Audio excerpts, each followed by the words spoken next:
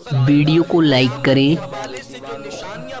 Channel को subscribe करें, साथ में बेल आइकन को भी दबाएं और रोजाना दीनी मालूमात हासिल करने के लिए मुस्तफा करीम रऊफुर रहीम सल्लल्लाहु अलैहि वसल्लम फरमाते हैं, माह रमजान को सारे महीनों पर ऐसी फजीलत है जैसे मुझ मोहम्मद को तमाम मखलूक पर फजीलत हासिल है। मेरे आका फरमाते हैं, माह रमजान शरीफ में अगर तुम एक नेकी करते हो तो अल्लाह तुम्हें 70 का सवाब अता करता है, और तुम्हारा खुलूस बढ़ जाता है तो अल्लाह तुम्हें एक नेकी का 1000 अता करता है। इखलास और बढ़ता है तो अल्लाह एक नेकी पर तुम्हें बेहिसाब सवाब अता करता है, उसका कोई हिसाब ही नहीं होता। आकाए करीम रऊफुर रहीम सल्लल्लाहु अलैहि वसल्लम फरमाते हैं, ये माह रमजान क्या है। अल्लाह के महबूब मुस्तफा करीम सल्लल्लाहु अलैहि वसल्लम माह रमजान शरीफ के रोजों की अहमियत बयान करते हुए फरमाते हैं कि माह रमजान शरीफ का एक रोजा अगर कोई छोड़ दे और फिर सारी जिंदगी उसके बदले में रोजा रखे तो सारी जिंदगी के रोजे उस एक माह रमजान के रोजे के बराबर नहीं हो सकते। ये माह रमजान शरीफ के रोजे को फजीलत हासिल है, और अल्लाह के हबीब सल्लल्लाहु अलैहि वसल्लम फरमाते हैं, जो माह रमजान शरीफ में इबादत करके अपनी बख्शिश नहीं करवा सकता, अपनी मगफिरत नहीं करवा सकता, फिर उसको कभी मौका नहीं मिलता कि वो अपनी मगफिरत का सामान करे। आकाए करीम सल्लल्लाहु अलैहि वसल्लम फरमाते हैं कि साल भर तक माह रमजान शरीफ के लिए जन्नत को आरास्ता किया जाता है, जन्नत को सजाया जाता है, जन्नत को संवारा जाता है।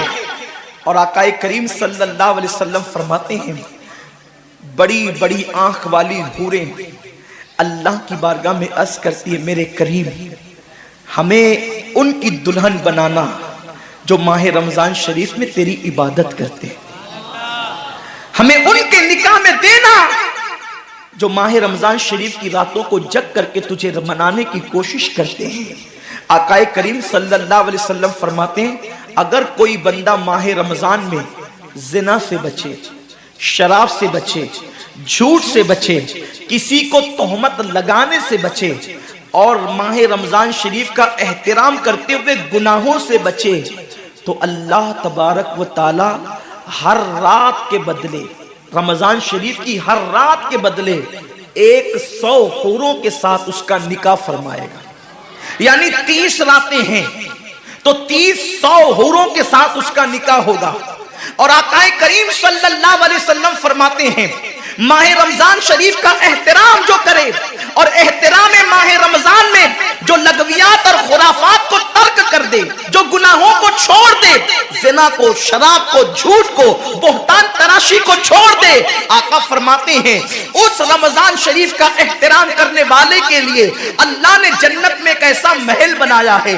उस महल का हाल ये है कि दुनिया के सारे अव्वलीन और आखिरीन, यानी आदम से लेकर आखिरी आने वाले तक, इंसान तक, अगर सारे उस महल के अंदर दाखिल हो जाए तो भी उस महल की इतनी ही जगह वो लेंगे जितनी की बकरे की रान आप किसी मकान के अंदर रखते हैं तो बकरे की रान कितनी जगह घेरती है। बस तमाम अव्वलीन और आखिरीन उस महल के अंदर इतनी ही जगह घेरेंगे, यानी वो महल इतना बड़ा अल्लाह ने बनाया है, और वो महल सिर्फ उनके लिए है जो माह रमजान के एहतराम में गुनाहों को तर्क कर देते हैं, गुनाहों को छोड़ देते हैं। मेरे आका सल्लल्लाहु अलैहि वसल्लम के प्यारे दीवानों, लेकिन अफसोस हम और दिनों की तरह माह रमजान शरीफ की रातों को जाय कर देते।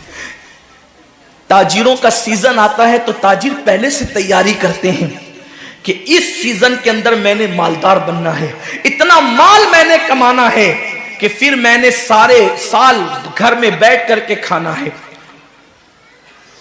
टेलर लोग तैयारी करते हैं, ईद के मौके पे इतनी मेहनत करेंगे रात दिन कि साल भर अगर कोई कस्टमर ना भी आए तो वो घर बैठ के आराम से खा सके। कपड़े वाले सोचते हैं कि सीजन आएगा, जो भी सीजन उनका आता है, इतना कमाएंगे कि साल भर बैठ के खाएंगे।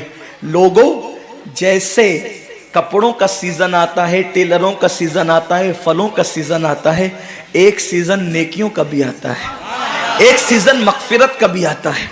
एक सीजन जन्नती बनने का भी आता है, एक सीजन अल्लाह को राजी करने का भी आता है। अरे ये क्या कम है।